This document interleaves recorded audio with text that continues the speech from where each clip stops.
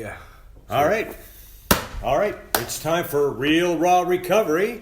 I'm Joe Tilley. I'm Tyler Tilley, and we have a special guest today with us. Yes, we do. Would you like to introduce yourself, please? Sing Chow, Penny Claire Tilley here. All right. We are live and in person and all together for the first time in Siem Reap at the Empress Angkor Hotel. And boy, we've had a pretty cool experience here so far. Tyler's just joined us here, and it's awesome to be together for the first time. Siem Reap's in Cambodia, by the way. Oh, yeah, that's right. I know I said hello in Vietnamese. Oh, yeah. So it is. I don't know how to say hello in... It is... Angkor, didn't you? Suste. Suste. Friends Suste. Tuesday. Suste. That's hello in Cambodian. All right, let's open with Anchor's thank you. Yeah. Let's open. Akun. Akun is thank you. Anchor. All right, let's open with a moment of silence followed by the Serenity Prayer. Are you guys ready? Yeah. Let's do this.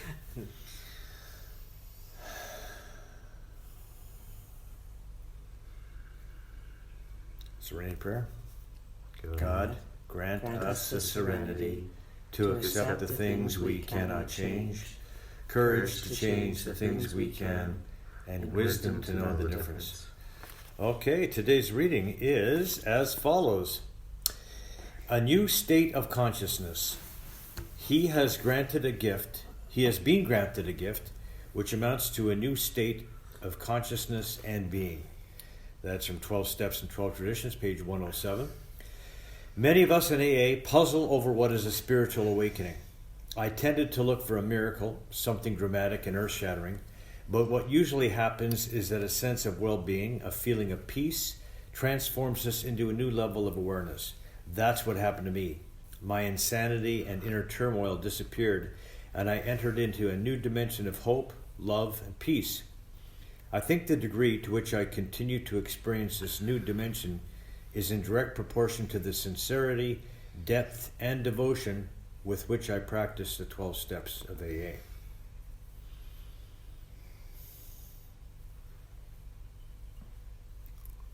What's the title called again? A new state of consciousness. I hate it. Yeah. A new dimension of hope, love, and peace. Okay. A new level of awareness. Now,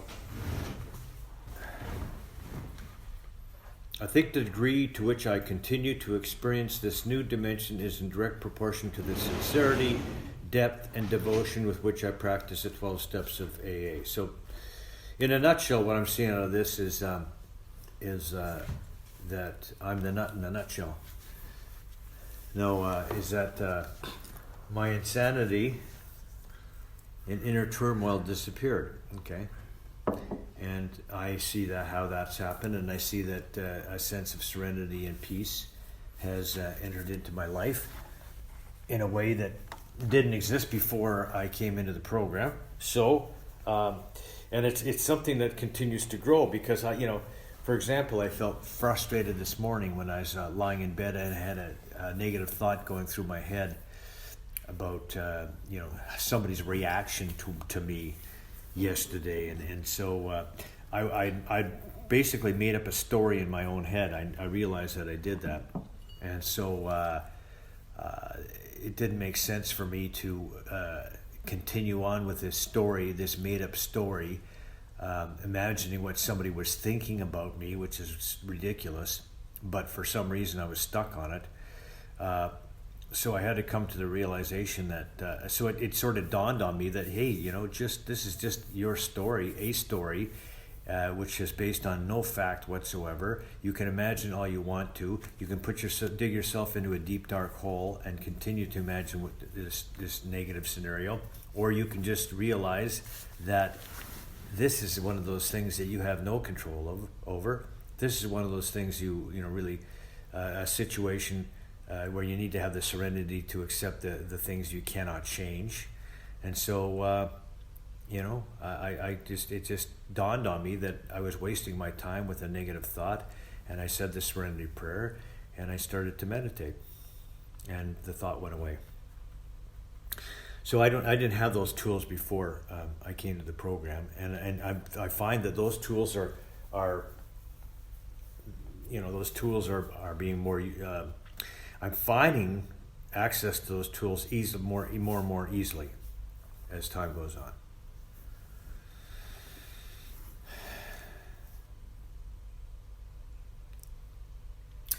Any thoughts?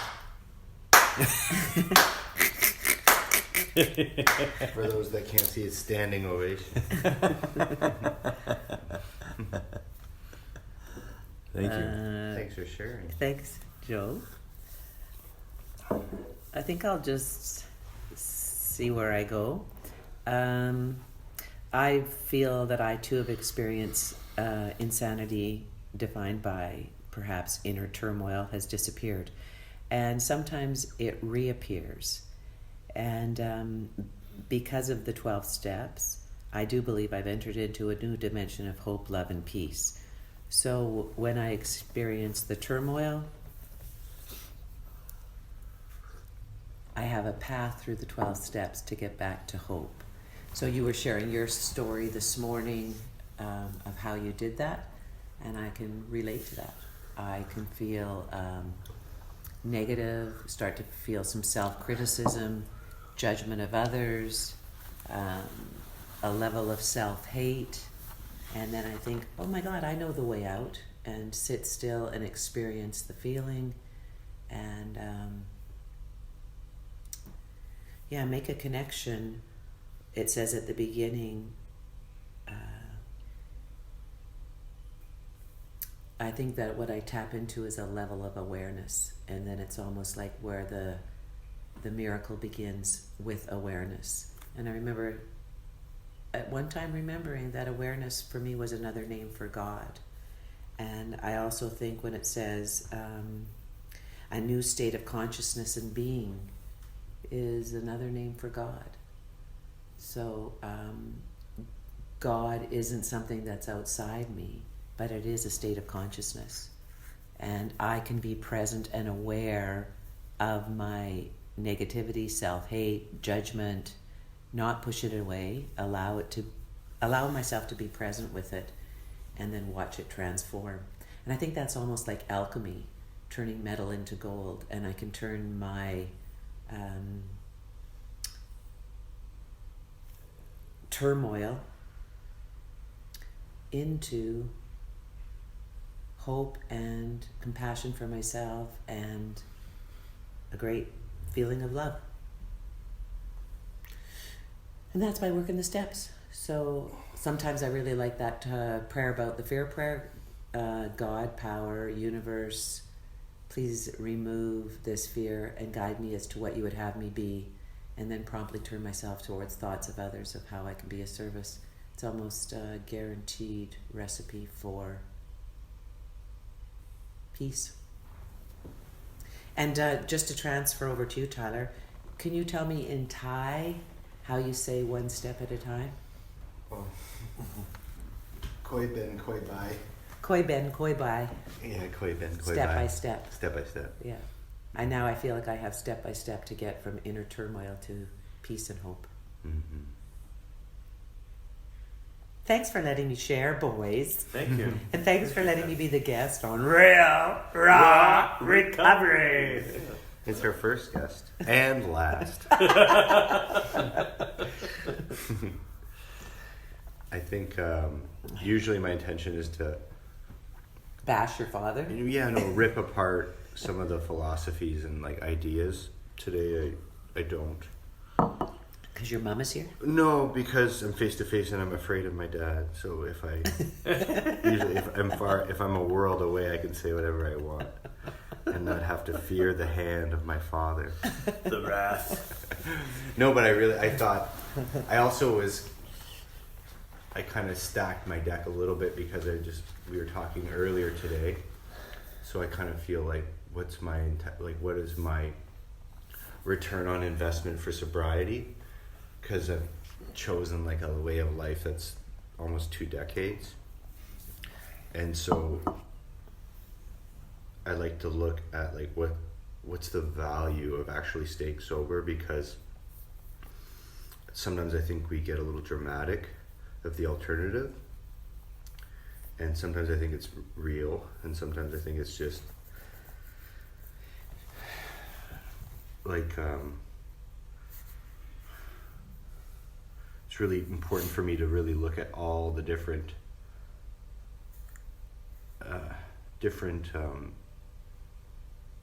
benefits, and like I like to analyze and do an inventory on the benefits of sobriety.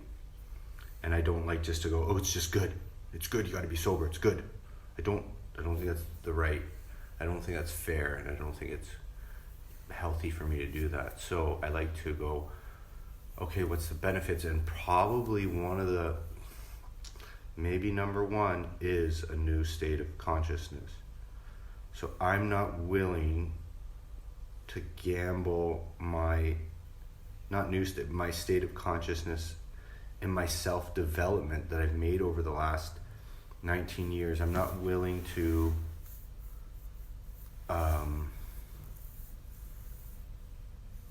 today, I'm not willing to jeopardize kind of the investments I've made in my thinking and the way that I process things, and the way that I internalize things, and the way that my consciousness works, the way that my intellect and the way that my brain functions. And I really love the way that I develop information and process it, and then come to conclusions, and then change my opinions on things and my outlooks.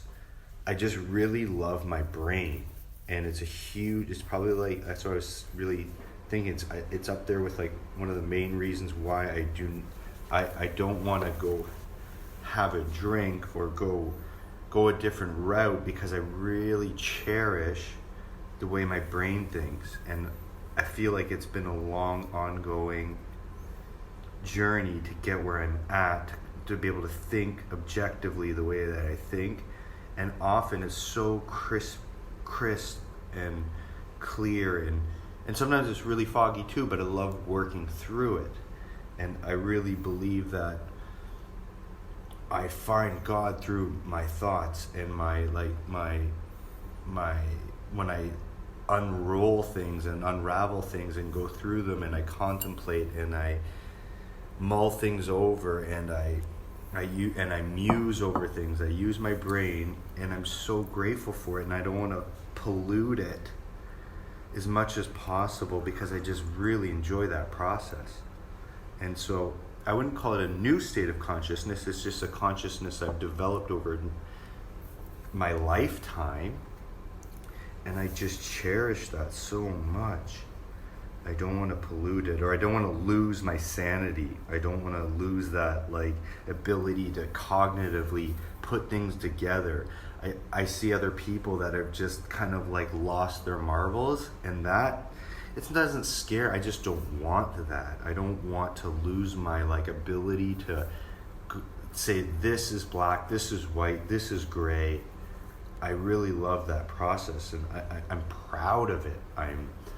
I'm attached to it, and I love it. And it's just it's my ability to create stories. I think that's what it. So it's not a new stage. It's my ability to create stories, and it's been 19 years of doing that, compounding and creating my just being in touch with myself and my brain and what it can do, what it can't do. That I'm not willing to gamble on, right? And that I don't want to pollute as much as possible, because I love the way my brain thinks. And that's a gift of my sobriety, and that's another reason why I today don't feel like just sitting at a bar talking to some dummy. That doesn't interest me at all. And in fact, it's just, it's not something I feel like doing today. So that's my consciousness. Mm-hmm. I love that you said you love the process that you've discovered. Mm-hmm. Yeah, and finding through your thoughts and your beautiful mind. Sometimes I feel so grateful to God for me. Mm-hmm. I love that I'm a deep analytical thinker, and I love that it brings me to peace. Yeah. Yeah, like, because we kind of go through a process where thinking gets you into trouble.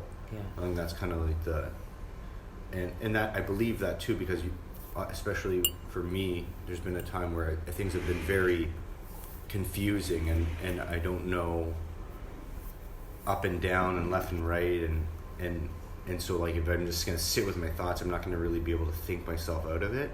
But I've learned over time that actually you will be able to, because you can really kind of start seeing, and not always, and that's what I always come back to account. So, like, hey, I'm not clear on this, so then I'll run something by somebody that I actually want their opinion. I don't want just random people's insight or intellect, or I don't need, like, I don't really benefit. Sometimes I do, and that's just life. But in general, I have people that okay, this problem's perfect for so-and-so. I'm going to run it by them. Am I sane? Is this a sane way of thinking? Is this a smart way of thinking? How does this sound? And there's different people for that. It's not all just one guru that knows all. It's different people have different insight. And now I know, like, oh, my dad's perfect for this issue. My mom's perfect for this issue. My sponsor's perfect for this issue. My good friends are perfect for that issue. It's not just one person knows something. And I don't always believe it's just like, sometimes it's not just calm down. It's like sometimes I really need some direction from somebody else when things are foggy. Yeah. Yeah, I think what happened to me is I think what I'm hearing from you, and what I got from that is I've learned to trust my thinking, because my thinking isn't as distorted as it used to be. But when you talk about polluting your thoughts, I mean, I can pollute my thoughts with some errant thinking, right? So just like I'm talking about this morning, for example, I was polluting my thoughts with some errant thinking, because I was thinking about stuff that's out of my control and may or may not be true, and it's creating a whole scenario. And that's kind of one of the reasons that I was scared of my thinking, is because I didn't know where my thinking was going to take me. And now I trust my thinking, because I've trusted I can think my way into a sense of into some sensibility. And usually, if I can't think myself in a way of sensibility, because I go back to the principles of the program, if I'm still struggling with it, then it's something that I need to talk about. I need to talk about it with my spouse, with my sponsor, with somebody. I talk about something. I can share something. But that's one of the tools we learn, or share at a meeting. Even some of the tools we learn is that that I learn is that I don't have to I don't have to fear my thinking. I don't have to fear that my thinking is going to take me to such a horrible, dark place that I won't ever get out of. And I used to fear that a lot. And that's one of the reasons why I would drink, because I was so afraid of going to a horrible, dark place. And I don't have to fear that anymore, because I realize today that starts out as a thought. And I can change my thinking as easily as saying the Serenity Prayer, as easily as talking to somebody else. And the book tells us too, when all else fails, work with another alcoholic will always save the day. So, there's a lot of different options I have in order to get myself into a state of right thinking. Because when I'm thinking in a positive way and in the right way, my thoughts are pleasant. My thoughts are something that I can rely on and trust, and I'm comfortable with them.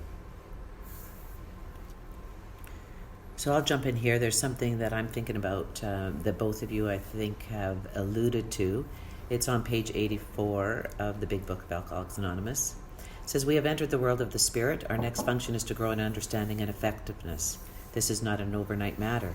It should continue for a lifetime." And then this is the reading that I go to, I think, every day. Step 10 has become really powerful for me. "Continue to watch for selfishness, dishonesty, resentment, and fear. When they crop up, it's not if they crop up, it's when they crop up. We ask God at once to remove them." And then this part is brilliant. So the first thing you do is pray. I was told by my sponsor, first thing you do is you pray. Then you discuss it with somebody immediately. and then we go over if I need to make amends, if I've harmed anybody, and then resolutely turn our thoughts to someone we can help. Love and tolerance of others is our code. So I had a fear about coming on this trip. My story about Vietnam and Cambodia just involves all kinds of stuff about the Vietnam War and the horrors of Cambodia. And so I realized it was a fear that cropped up. So I prayed about it and asked for willingness to be guided. And then I called my sponsor and we just talked about the fear. And I hadn't harmed anybody. I didn't try to manage my fear through anger and judgment at other people, which is kind of a go-to to me. I was really grateful that I didn't owe an amends. But just sharing with another human being, I started to realize that this loving God that I choose to have faith in removed that. And I started to see how grateful I was. And part of the gratitude was to have another person to talk it through with. I've done that with a resentment where I thought somebody should have treated me in a much kinder way. And it was a resentment. I prayed about it, and then I discussed it again with my sponsor. I did not gossip about this person. It didn't get out of hand, so I didn't owe an amends. And then and at that moment, how I promptly turned my thoughts to somebody else is I said a prayer about somebody. And in another case, I send a loving text telling them I'm thinking about them and sending love. And it's just a way to get out of my head and out of my thinking. And it's like what it says, when working with another alcoholic will save the day, but actually also practicing kindness towards anybody will also save the day for me. Mm-hmm. So it's just a tool that I've been using lately. Yeah. More tea? And I think we should wrap it up. Okay. We can do another episode like this week too. Sure. So I can have a plan. But I just feel like it's a Okay. good time to close it, no? Yeah. Or we can keep going, I guess. I'm thought it was- good. I've said all I need to me say. too. Yeah, I think so. I think it's good. Yeah, the only thing I wanted to add to that is that, when I, ask for guidance, to ask the power to direct my day in the morning, I often get guidance in the way of just ideas pop into my head throughout the day. And one of them was, for example, today, to send a note to a person I just was working with for the last couple of weeks, and I sent that note out, and it felt really good to do that. And because if I hadn't have done that, I think it's like it was a note of appreciation, and I think that it's good that that person understands where I'm coming from, and it just makes it clean. It just makes it clean, And when I was talking earlier about imagining what people are thinking about me, or what I'm thinking about them, or all that stuff, I can just forget about that stuff and just clean it up, talk to them, open up about what I'm feeling, where I'm at, and and I think that's part of the guidance that I got today, was just to send that note out, and I got a nice response, and feels good, clean, awesome. I feel good that it's interesting that I take it seriously. I'm surprised that we're sitting around doing this. Yeah. And there's an element that's like, or I thought that just came in so that my intention is that when I listen back on this movie, let's say 30 years from now. Yeah. I'm so grateful that I'll be able to go, oh, you took it seriously. Like, listen to you. Yeah. You're serious about what you're saying. You cared enough to do that, which is interesting. Yeah. Because I was thinking when you were just talking, like when you said just some words like, when I was thinking, I had some thoughts come into my head today, and they were good. And I was like, it made me think like, how do you manage that you always want to wear women's clothing? Like, how do you manage? I can't get the thought out of my head. Like, how do you deal with that? I deal with it by wearing women's clothing. Putting on mom's I know, sir, but nobody underwear. else. I know, sir, but nobody else does. Mm-hmm. And by the way, I no longer wonder where my underwear is. I now know where. Oh, by the way, 19 years since you celebrated 19 years since we had our last broadcast. That's right. Congratulations. Yeah. And thank you for that amazing painting. Yeah. November 28th, and that painting was, oh, one of the things I just want to end with something that I've learned over the last 2 weeks. I learned from a man named Doug, and I love saying over the top, trying to express that I'm experiencing something so next level. And he just said to me, "My dear, nothing is over the top. You deserve all good things." And as Winston Churchill once said, I am easily satisfied by the very best. And I think I just love that quote. And it was reminding me also, Tyler, of what you were saying is just thank you. I'm easily satisfied. Thank you. The very best just keeps happening. And I'd like to live my life when you think it can't get any better, the law is that it will. All right. And on that note, let's close with the Serenity Week. Thanks for inviting me. To real raw recovery. Thanks for joining us, Penny Claire. We appreciate you being Nice here. to see you. And, all right. Okay, you can take off my dress now. All right. It's okay. I still get your slip on. Get your thumb out of my nose. Yeah. That's All what right. goes on behind the Let's scenes. close with the Serenity We prayer, please. People. 3 deep breaths.